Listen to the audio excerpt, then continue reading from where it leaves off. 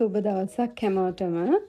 ඉතින් මගේ අලුත් වීඩියෝ එකට ඔයගලන්ව සාදරයෙන් පිළිගන්නවා හැමදෙනාවම. ඉතින් අපි ඊයේ රෑ කෑමට රස හාල් මැස්සෝ බැදුමක් හැදුවා. ඉතින් මට හිතුණා ඒක ඔයාලටත් පෙන්වන්න ඕනේ කියලා. මේ විදිහට හදලා බලන්න ගොඩක් රස වෙයි මම හිතනවා. ඉතින් ගොඩක් වෙලාවට අපේ ගෙදර හාල් මැස්සෝ බැදුම ගොඩක් වෙලාවට හදනවා. ඉතින් මේ ක්‍රමයට තමයි මම හදන්නේ. ඔයාලත් හදලා බලන්න. මේක චුට්ටක් වෙනස් විදියක් කියලා මම හිතනවා. ඉතින් අපි බලමු කොහොමද මේක හදාගන්නේ කියලා. ඉතින් ඉස්සෙල්ලාම හාල් මැස්සෝ ටික මම කරන්නේ අර හාල් මැස්සන්ගේ ඔළුව කඩලා සුද්ධ කරගන්නවා. ඉතින් මෙතන හාල් මැස්සෝ ග්‍රෑම් 200ක් විතර වගේ තියෙනවා. ඒ ටික මම ඉස්සෙල්ලා සුද්ධ කරලා සාමාන්‍ය වතුරෙන් 3 පාරක් විතර හොද ගන්නවා.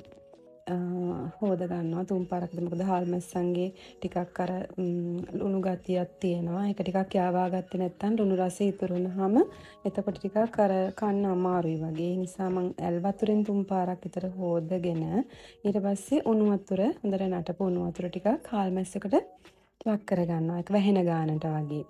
ඉතින් එහෙම දාලා විනාඩි 5ක් විතර තියෙනවා. ඉතින් අපේ ලෆී බලාගෙන ඉන්නවා මං උයනකන්. ඉතින් ඒ අතරේ හස්බන්ඩ් ශ්‍රී ලංකා 50 overs match එකක් යනවා. ඒක එයා බලනවා. ඒ අතරේ මම උයනවා.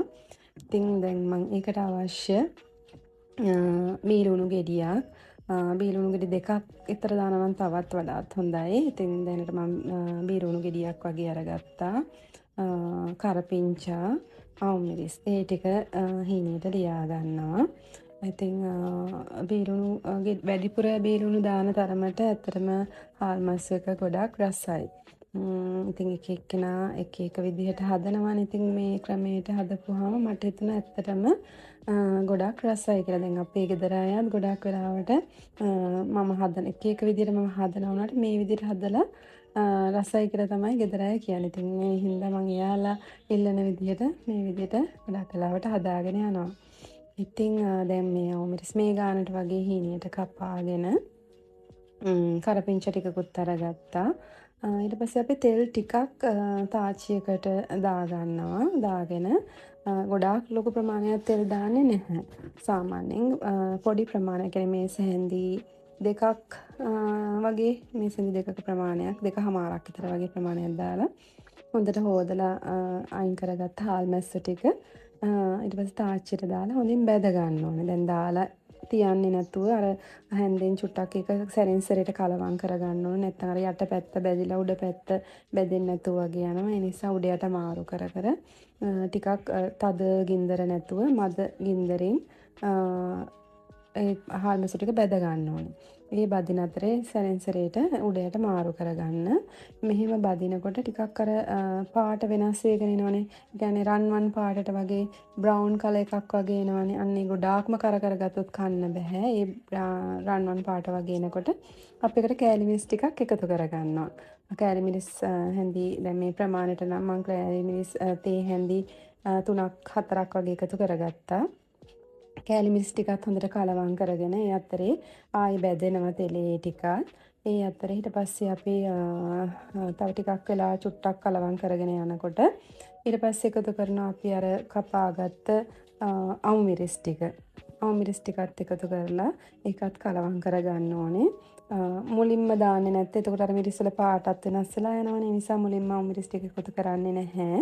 ඊට පස්සේ කරපිංචා ටිකත් අපි දාගත්තා. ওই ටිකත් තෙලේ කලවම් වෙන අතරේ අපි අන්තිමටම තමයි බීලුණු ටික එකතු කරන්නේ. එතකොට අර ලස්සන පාටට බීලුණු ටිකත් ලුණු කිය අර වෙනම හැප්පෙන ගානට වගේ තියෙනවා. මේ වෙලාව වෙනකොට අර හාල් මැස්සන්ගේ ක්‍රිස්පි ගතිය හොඳට තියෙනවා. ක්‍රිස්පි ගතියටම හැප්පෙන්න ඕන නම් ටිකක් අර වැඩිපුර බැද ගන්න. නමුත් අර කළු වෙලා කර වෙලා යන නැති ගානට අපි බැදලා අයින් කරගන්නවා. යන්තම් අර රන්වන් පාට වගේ වෙනකොට ඊට වඩා කර කරොත් තිත්ත රසක් එන්න ඉඩ තියෙනවා. නිසා මේ වගේ ගානට ආපුවම දැන් ගොඩක් වෙලා ලුණු බැදෙන්න අරින්නේ නැහැ. ටක් ගාලා ලුණු ටික දාලා ලිප ඕෆ් කරගන්නවා. ඊට පස්සේ කලවම් කරපුවාම හොඳටම ඇති ඒ ගාන. ඉතින් දැන් ඔන්න මම හදාගත්ත රස හාල් මැස්සෝ බැදුම. ඒතර මේක ගොඩක් රසයි. ඔයාලත් කාලා බලන්නකෝ මේ හාල් මැස්සෝ බැදුම. ඉතින් මම නම් ගොඩක් වෙලාට මේක හදනවා. ඔයාලත් හදලා බලන්න. බලලා මට යටින් කමෙන්ට් එකක් දාන්න. මේ හාල් මැස්ස බෙදුම රසයිද කොහොමද කියලා. ඉතින් ඔයාලට ස්තුතියි මගේ channel එකේ මේ වීඩියෝ එක බැලුවට. ආයි වීඩියෝ එකකින් ආපහු හමු. ඉතින් ඔයාලා හැමෝටම සුබ දවසක්.